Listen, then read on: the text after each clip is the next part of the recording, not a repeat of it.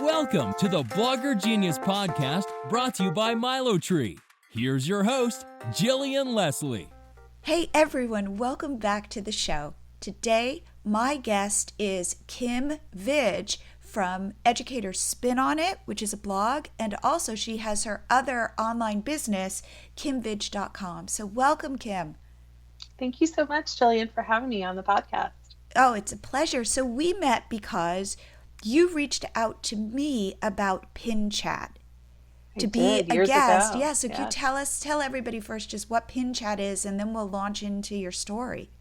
Okay, sure. PinChat is a Facebook group that's been around for, I think over 5 years now. Kelly Lieberman started it, and then she pulled me in a couple years ago to start co-hosting it with her, and it was a Twitter chat every week, which you can believe she was doing it almost 5 years. We did it every week. We've dialed it back a little bit now and doing more lives in the Facebook group itself, and just because it's more engaging there. And it's all focused on Pinterest marketing for marketers and for bloggers. And we pull in awesome experts like you to see what's working for you on Pinterest, because we all know it's all different stories, all different tactics can work. And so it's really fun highlighting what's awesome about different businesses on Pinterest in the PinChat group. So you're an educator, you have a blog, the Educator Spin.It. So how did that start? Yeah, our site, the Educator Spin.It, started in 2011 when I sent my daughter off to kindergarten and had a little baby at home and really honestly was missing teaching. And we had been hosting playgroups for quite some time as a stay-at-home mom, and realized that we knew a little bit more than the typical parent on how to get your kid ready for school. So that's why it started, is we thought, we'll put all these ideas out there for parents. And the goal was actually to write a book too, which we ended up doing, which was pretty fun. But that's how the Educator's Spin.It got started, was just sharing ideas with moms. And you work with a partner. I do. Asanov is my co-blogger, and we taught beside one another at school before all of this, way back when, and then had kids 2 weeks apart from one another. So it was really just an organic kind of growth of partnership, of just, trying to benefit all the moms around us with educational ideas. And what would you say the best things are about working with a partner and the most challenging? The best things are that you don't have to be on 24/7 because someone's always got your back. We've found that, we floated back and forth from content from her and myself. So that's really nice not to have it to be all on you, and each of us have our own skill sets. Pinterest is like my obsession, but not necessarily hers. And so we kind of delegated tasks in that way. The drawback is, no one is a mind reader, and it's always hard to know what the other person is thinking and where they want to go with things. And just to organize each other, and especially when we are managing busy families. We're both moms of 3 with pretty busy husbands at work. So it's us most of the time. Right. Trying to do everything. So just communication is probably really hard. The world of communication online has changed dramatically, though, and what tools we can use to manage that element of it. So that's helped a lot. And what tools do you guys use? We're old school. We still use Google Drive because it's easy. Doesn't everybody? Well, I don't know. There's some fancy ones out there. Asana and Airtable, and what else is out there? Because I use different ones with different clients because they all seem to want to use something different. Interesting. I'm trying to think. There's one more, Slack. Yeah. My son uses that one at IBM, so he makes me use that one with my clients. We use Slack. So lots of different things. With Catch My Party would not survive without Slack. Mm-hmm. And my assistant lives in Portugal. So we are constantly on Slack. It's like, good morning. And it's like the middle of it's like the end of her day, that kind of thing. So yes. So, and my husband and I work together, and the good news and the bad news is we share an office, and we do that. We do that on purpose. One, because it just makes communication that much easier. Right. If somebody's right there, and it's not, and it works for us because we have our own domains. So I'm busy doing stuff and he's busy doing stuff, and we're not stepping on each other's toes. Mm-hmm. That definitely is advantageous. With one baby, it's always hard to know who's doing what. But I think communication is just key, right? Absolutely. So let's talk about your Pinterest story and how you got into Pinterest, because this is really interesting. It's an interesting story. So we started our blog before Pinterest existed. And then early on, it was, do you remember, private only, and you had to be invited in. And I joined because I really thought, gosh, this is awesome. I can share with my friends ideas, it really quickly. I had teachers, friends that were busy working, and I thought this was a great way to get things out to them. So we joined, started putting our content on, immediately started getting traffic, which was awesome, which made me spend more time there. And then it went public.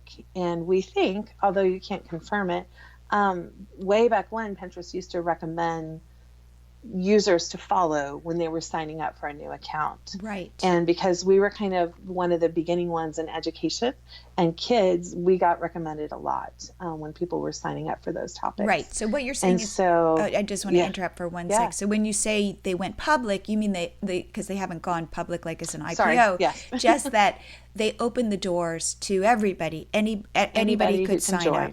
And of course, for their onboarding, what they would do is say, hey, here are some boards we recommend you follow. So they've curated boards from lots of people, and they might have even asked, like, what are you interested in?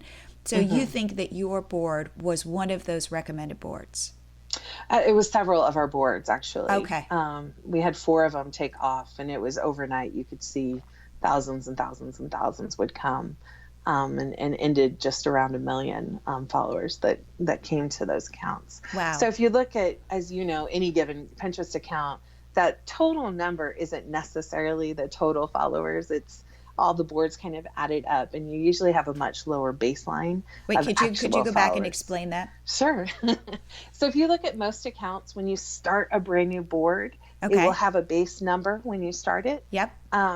Usually that number is a lot lower than the total followers. If you look up at somebody's account and see how many is following them, the total followers also factors in group boards and that kind of stuff.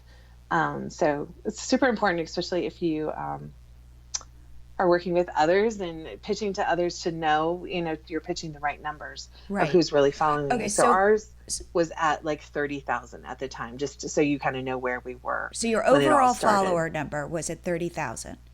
When that first started, right. Then you had these 4, let's say you had how many boards total at the time? At that time, we probably had about 100. Okay, so you have 100 boards, but 4 of them went viral because Pinterest was saying, hey, here's a great board, follow it. All these people are following it. Now those boards get 1 million followers. But when you create a new board, let's say, it will show a follower number, but it's not going to show 1 million followers. No. We've worked really hard. I'm up to around 160,000 followers right now. Got it. So any board you start 3 years. automatically has that. But your account, if I look at it, says you have over 1 million followers. Okay. Yeah. Just want to point that out because I think people don't realize that about Pinterest. And why is that important? Like if you're making a group board or something? I think it's important just because to know it's not necessarily the same reach on every board. Got it. And if you're a brand looking for someone to work with, make sure you're checking those kind of elements. I also think, like for us, our group boards tend to be our more popular boards. So if I'm a new blogger and I'm trying to look for, somewhere to join, I'm looking at those numbers because, sometimes they're higher, but sometimes they're lower. It's really, you have to peek and see. But the more followers, the more engagement. Right. The more impressions your blog post can potentially have. Right. And if you and let's say 3 other people want to start a group board, do you still recommend that the person with the highest following start the board? Yes, I would definitely recommend that. So that you automatically start off with whatever that larger following number is. And then another thing, if you're doing that, is if I'm following a person, I don't necessarily follow the group boards. So you do have to let your community know that, come follow me. I've joined up with so-and-so and so-and-so, and we're excited to kick off this group board together to give you the latest blank. I think it's important to tell your followers because they won't automatically see it only the person who starts the group board will automatically see it. Oh, interesting. Interesting. Mm-hmm. But if you have, so your baseline, this is complicated, but your followers, like if I start the board, right, all of my people who follow all of my boards will automatically then follow this board. But Correct. If you and I start a group board, or I start it, let's say, you join it, it's not, your followers aren't automatically then going to follow that board. That's what you're Correct. saying. They won't see necessarily what you're pinning. They'll always see what I'm pinning. Got it. But they won't necessarily what you're pinning on that group board. Got it. And so what is your strategy with group boards? I adore group boards because it helps me pin content that I was already pinning to begin with. Before we even had Pinterest analytics, I kind of realized who I was tending to pin more content over and over and invited them, reached out through email after connecting on their blogs and said, hey, would you like to focus on this area with me? So I think on group boards, you need to pick a focus. Okay. Keyword strategy is key on Pinterest. And so I think you and I have both seen the rumor mill of group boards aren't as effective as they used to be. And wait, partly could we just talk about how I'm a new blogger. Why do I want to get onto group boards? A group board gives you the potential to give you exposure that you don't have as a new blogger. Okay. And it also allows you to perhaps be seen as an expert in that niche that you're trying to focus in. And if you are online on a group board with a whole lot of others that are extremely talented in that area, then all of a sudden that association can help you move forward in what you're trying to do on your own site. Right. I think also it can be used as a feeder board to your boards. What do you mean by that? I look at my group boards and I look at what's recently been pinned, and I use those to schedule 2 other pins onto my other boards that are just my boards. Right. Because I'm always looking for good content. And if my friends are willing to put it there for free, then I'm going to schedule it out for them and we'll community build together. And that, I think, is where you see that massive growth together as the tide rises together of a group on a group board. And you were saying that people, and I've heard this too, that group boards aren't as helpful. And what is your thought about that? I think group boards can be helpful if they're focused and active. Okay. If group boards is a hot mess of everything, Pinterest and any search engine has a hard time figuring out what that board is about. So it won't get served as quickly as a board that's hyper specific. Like, for example, one of our popular boards is reading activities. That was one of those that weren't really popular and went over 1 million followers. And I wasn't able to feed it as fast as I wanted to. So I invited 4 reading experts onto that board and have them also pinning reading advice onto that board, simply because I knew there was an interest and a high need for it. Got it. And how does it work in terms of, for your group boards, rules about all the people that you have pinning? First of all, how many people do you typically invite to your boards? And then do you set up rules about number of pins and that kind of thing? My group boards are really different than typical group boards. I invite peers that I know, and we have a Facebook group where we communicate.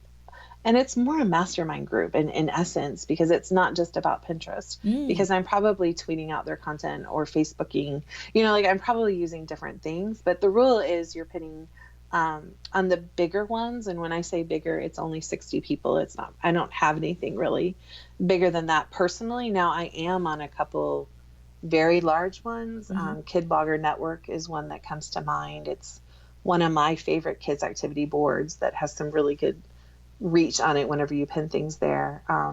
That one, gosh, I think it's close to 1,000 people that are on that board. Wow. So it's a lot. Yeah. So you're only on that board, pinning your own content, but it's again, we all work in a whole nother Facebook group together. So it's one of those, it really is a community of bloggers trying to work together. I tend honestly to stay away from group boards that are the policies are written at the top of it because they're taking away keyword possibilities. Like, Okay. why would you waste that space when you could be writing what that board is about? Okay. So it's let's just, can I just stop you ahead. there so just we can catch everybody up on what we're talking about. So some group boards come together and people, let's say, want to ask to join a group board, and you can tell who owns the board by the first person that shows up, right, of all the people in that board. And you can reach out to that person via Pinterest, or if you can find them on other social media platforms, and to say, hey, can I join this board? And then sometimes, if it's a really big board, they want to write up in the description, like, here are the rules, 1 pin per day, or, that kind of thing. Yeah. And what you're saying is Pinterest is a search engine. So any place that you can put words on your board descriptions or on your own profile, you want to be putting keywords in, because that is how Pinterest finds boards, shares your content. So if you're putting stuff like only pin 1 pin a day, Pinterest is reading that going, wait, what is this board about? Versus, let's say, Instapot recipes. Correct. So you're saying that hurts the SEO of that board within Pinterest. So you kind of are less inclined to want to participate in a board like that. Yeah, definitely.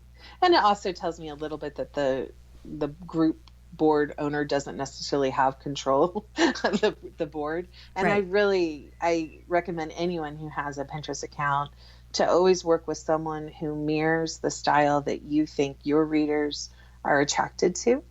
And so if you're on a group board and you wouldn't naturally be pinning the content that's on there because you think your readers will love it, it's probably not a good fit for you anyway. Right. And there's other dynamics that you can use to analyze. You can use your Pinterest analytics and see, is that one of your top performing boards? I use a tool like Tailwind to look and see which group board is getting the most engagement. Because if I'm on a group board and it's not getting any engagement, it's going to hurt the impressions I'm getting on my account. And do you mean engagement, meaning your people aren't pinning to the board, or people aren't repinning the pins? Right. If I see a group board not getting a lot of repins, not getting a lot of new followers, that tells me that board, something about it isn't working. Got it. I would jump in and do a whole email thread or Facebook thread with that whole group and say, okay, guys, either we're doing it or we're not. We got to up our game because it's losing its, levitude in the platform. It's not important anymore to anyone because it doesn't, we're not active there. Right. So, and active is good. Yes. My recommendation is to be selective about the group boards you join. The group boards can be very beneficial, but if there's a group board that could be open to anybody, then it's really kind of serving nobody. Right. And to look at the content and go, does this all feel cohesive? Does it all feel like it's telling a story? It's being of service. And then would I want my pins in this board or not? Because just dumping your pins somewhere isn't going to help you, and it might hurt you. It might hurt you. And then I've seen people who join many group boards and then they can't keep track. And, if you're not using something, that's not effective either. So, you have to kind of micromanage that in terms of volume too. Yes. Yeah, absolutely. So when you stumbled on Pinterest, and Pinterest, the Pinterest gods, I always call it the Pinterest gods, shine down on you, right? Because that doesn't happen anymore. Anybody who's looking for the Pinterest gods. Say, let's make that really clear. It does not happen. And I don't even know that followers are as important anymore. Now it's categories and interests on Pinterest. Right. So. Absolutely. I would say for us, Catch My Party, we have now close to 700,000 followers. And I would say that the follower count is a signal to Pinterest. Again, I don't know their algorithm, but that it's a signal to Pinterest that our account matters, that 700,000 people said, we like this. So we tend to get good engagement because of that. But it becomes more muddled than when all of your pins showed to every single person who followed you. It just doesn't work like that anymore. Right. It doesn't. So tell me about then your social. So Pinterest definitely works for you guys. You've doubled down on it. You've created a whole consulting business around that. I did. And then, and we'll talk about that in a sec, but then how else are you using other social networks to either support, educator spin on it, or your like Pinterest accounts on those, for educator spin on it? Right. I don't know that I necessarily use other platforms. I know I should be using them more. Facebook, at times I will share, pin it for later. There was a time where that was kind of not recommended because it was, Facebook and Pinterest don't necessarily get along with one another. But I can tell you, my friend at Teller Approved, Christina, she shares it every single time, and she has over 1 million followers on Facebook. So that strategy works for her account on Facebook, which is pretty awesome. So can you explain what that means? So she'll put a post up with the on link Facebook. On Facebook, and below it she'll put pin it for later, or pin it even with the link to her pin. Wow. And it happens every single time. And she's got a high engagement of really active community members there on Facebook. So I think that's where it does work for her account, and it's because she's always done it that way. So I think if we train our community that this is what works, then we keep doing that. Every once in a while I'll tweet out really popular pins to try to get them going a little even more. So that strategy works for us. In my email, I do include a link to the post, but I also tell them they can pin it for later. So I link it to the most popular pin I already have of that post on Pinterest, and encourage them. I know you can't visit right now, so just go ahead and pin it because you're going to want to do it with the kids this week, kind of thing. And that seemed to be helping. I have a friend, Taylor at Household Management 101. She highlights one a week, and she's got, over 1 million followers on her Facebook account, and in her Facebook community, it's over 100,000 members. So I know that strategy is working for her too. Got it. So I think it's pick a strategy and keep with it. And you basically teach your community, I'm on Pinterest and it's important to you. I think teaching your community, no matter what topic you pin about, how to use Pinterest for your blog is important too. Explain that. So there's different ways to do it. I'll just use mine because it's easy. The educator spin on it is educational activities. So teaching them, if you want to plan out your week with your child, create a board of activities for your child. And every time you see something great, pin them here. We happen to provide a weekly plan for our members. So that's something you could consider doing and telling them to pin it there and use it. Planning vacations if you're a travel blogger, planning meal plans if you're a food blogger. Obviously, planning a party with a board. Yep. But if you don't tell them to do it, sometimes they won't. So it's kind of give them that prompt of how to use it. And the lens feature now on Pinterest gives a whole nother element of how they can use, if you're product based, use your products. Okay, you have to talk about that. Explain what that is. The lens, which seems to be Pinterest's huge push right now, is the ability to twofold. One is you can take your phone, pull up Pinterest, and take a photo of a product anywhere, or a picture or a plant, like literally anything, and it will pull up any related pins on Pinterest that relate visually, based on the visual search engine of Pinterest, to that product. The hope is either the product's for sale with a buy it now pin, or a blog post about it, how to use X, Y, or Z. Right. So let's say we go out for coffee and you're wearing these awesome shoes. Mm-hmm. I can take a photo of those shoes, and let's say you bought them at Nordstrom, that Pinterest will recognize those awesome shoes and show me a pin from Nordstrom that could be like a buy it now pin. Right. And I can then you can buy it there. Yeah, I could just boom, buy those shoes. Yes, ma'am. Okay. Done. And how is that working for you? Because to be honest, I'm not really using it. A secret here, I don't shop online that often. What? Okay. Only you and I know this now. Okay. Yeah. Yes, nobody else. I'm a hands-on shopper. So I haven't used it in terms of buying things, but I have used it secretly. Plants. Whenever you see a really cool plant when you're on a walk, I'm like, I want to know the name so we can add that to our garden. I use it for that. But it's probably not what they had it in mind for, but I love that about Pinterest. You make it work for your lifestyle. That's so it will tell, you'll see a pin with that. And are they good at determining what that plant is? They're pretty good at it. It's a visual search engine. So yeah, it gets pretty close to it.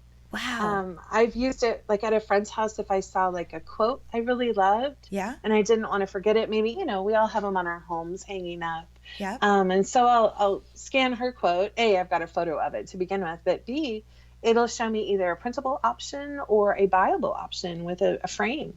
So I've used it that way before. Wow. Toys, I think, is another one when I'm at a friend's house or a book and I see something I love. Now that's where, in everyday life, it would really work. Again, I'm a teacher by heart. My background's early childhood education. So that's my little world. But that's kind of interesting. I hadn't really thought about it. Like I'm at somebody's house, I see a book, I want to buy it. I'd have to go to Amazon, type in the name versus boom, on Pinterest, I can just, use that and then hopefully just buy it off the platform. And, to bring it back, how would I use that for me? Well, I blog a lot about books. It's actually how I make a lot of my money on Amazon. Okay. So I'm always putting out book lists related to this and that and this season and that topic. And so if you're writing blog posts on what you think is a high demand for your niche, those review posts, those, affiliate link posts, that's how you're going to show up when people are using the lens. Do I think everyone's using it? No, I don't. But this is what I mean by if you teach your readers how to do it, they will come. I love that. So something to think about, because I don't think they're giving up on this project. I think they're going to keep pushing it to us till we really use it. And again, the lens also works by in Pinterest itself or on a website. If you're in Chrome, you can click on an image and then it will visually scan Pinterest and find related blog posts to that as well. Wait, say that again. Say that again. So on any image on Pinterest, there's a little white bracket. Yep. That's the search lens. Yep. And also if you're on Chrome, on any website, it does the same thing on an image. Yep. It will then pull any relative pins to those images. Yes, I always think it's interesting when you see all the related pins and you're like how good they are. Yeah, it's pretty Sometimes impressive. I think like the first few are like nail it right on. Right. And then it gets a little watered down. But again, I think it's the more we learn how it works, the more effective our images will be for that search. So can you recommend some tools that you use that if somebody were starting out that you would recommend they use for their Pinterest marketing? Yeah, I think we mentioned Tailwind earlier, but I think MiloTree would be one of my go-to ones that I do recommend, especially if you're new to Pinterest marketing and you really want to tell people, I'm here, come see me on Pinterest. Right. It's so easy to integrate into your site and the way you can, choose which options and where it's popping up from. And I love the fact that you have analytics in there so that a blogger can see the difference it's making of adding it to their site. It makes a big difference. And the fact that you can alter not just from Pinterest, but to Facebook and Instagram and even in newsletters. I just think it's a great tool for beginning bloggers to utilize. Thank you. I'm going to need to hire you. Do you have one piece of advice that you wished you knew then that you know now? I wish someone would have pressed pause when I started speaking at events and said, before you do that, have a plan of what you're doing when the people come to your site. I wish someone said, you're going to actively highlight your talents on your site and you have this unique point of view and design style, but how are you going to drive them into a funnel, to a product, to a community, to an email subscriber? I wish somebody would have said that before I started, because I was very busy and active, but I don't think that I necessarily captured the revenue and the online subscribers that I wish I would have years ago. Got it. So you've been talking at conferences for a while, talking about Pinterest. I have. I really enjoy teaching. And so I think once that happened and I became obsessed with Pinterest and how it really works, I went speaking because I wanted to teach others how it worked. And I wish sooner I would have, had a course ready for people and had more of a consistent thing for them to come to. So now, how have you rectified that? Well, I'm working on my course. It's actually coming out this spring. So I'm pretty excited about that. Enough friends have pushed me enough to make me do it. The hesitation has been because Pinterest changes a lot. Yes. And so I've kind of figured out a way to continually update that element to it. But at the end of the day, the foundation is very much the same. And I've trained enough people over the years to realize that you have to have certain ducks in a row for it to work. And so it's really about the ducks in a row kind of thing. So I'm working on that. And then on the educators. And that's called PinSmart Academy? Yeah. So it's going to be called and PinSmart Academy. And people could find that at KimVij.com? They can find it at KimVij.com. And eventually, it's not live yet, but it will be at PinSmartAcademy.com too. Oh, good. Okay. Yeah. And so what is this the thing right now in your business that you're most excited about? This is the thing I'm most excited about right now.